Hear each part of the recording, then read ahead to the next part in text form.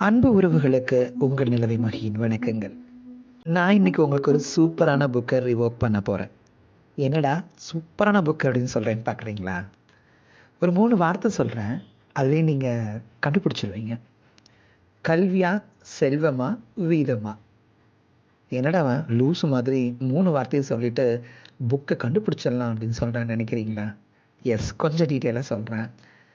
கல்வியா, செல்வமா, வீரமா? அதுல பாருங்களேன்.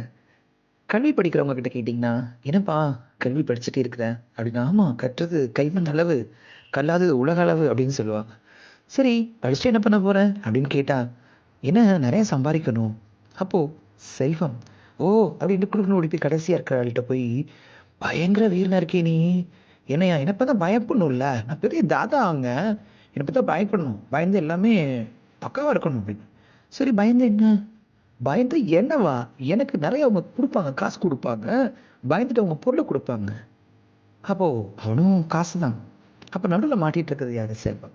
அப்ப இதுக்குள்ள போட்டி அப்படின்னு நம்ம நெனைக்கிறோம். அப்படி இல்ல. ஒவ்வொன்னுக்குள்ளயுமே போட்டி இருக்கு. அது ரொம்ப முக்கியமானது செல்வம் தான். எஸ். இந்த செல்வம், இந்த மணி அது ரொம்ப முக்கியமா மணி. இந்த மணி வந்து எப்படியாவது பார்த்தீங்கன்னா, சிவாஜி படத்துல வர ரஜினி மாதிரி தாங்க. திடீர்னு பெருசா இருக்கும். அப்புறம் ஒண்ணுமே இல்லாம இருக்கும். ரூ. 1 வச்சு கூட நம்ம என்னென்ன வேணா சாதிக்க முடியும். அப்படியெல்லாம் இந்த பணம் என்னமோ பண்ணும். அதான் சொல்லுவாங்க இல்லையா? "பணம் பத்தும் செய்யும். பணம் வந்து பாதாளம் வரைக்கும் பாயும்" அப்படின்னு சொல்லுவாங்க. பணம் வர்றதுக்கு முன்னாடி, பணம் வந்த பிறகு. இந்த பணம் நம்ம அந்த பணத்த எப்படி கையாளுறோம்?